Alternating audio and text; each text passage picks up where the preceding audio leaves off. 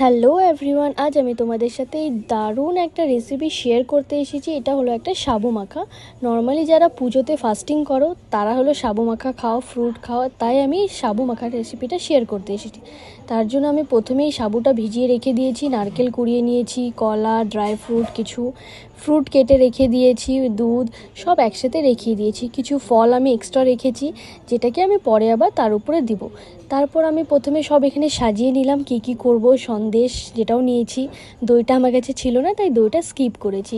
তো চিনি দিয়ে সাবুটা মেখে নিলাম, দেন আমি সের মধ্যে দিয়ে দিয়েছি কলাটা দেওয়ার পর ভালো মতন মেখে নিব। তারপর আবার সন্দেশ দিয়েছি, দেওয়ার পর সন্দেশটাকেও ভালো করে মেখে নিয়েছি। মেখে নেওয়ার পর আমি দিলাম নারকেল কোড়ানো দিয়েছি, যেটা দিলে সত্যি খুব অসাধারণ লাগে। নারকেল কোড়ানোটা সবাই আমরা দিই অলমোস্ট। তারপর আমি কিছু ড্রাই ফ্রুট দিয়েছি, যেরকম আমি নারকেল দিলাম, খেজুর, কিশমিশ, চেরি ফল, কাজু। তুমি চেলে এর মধ্যে কিছু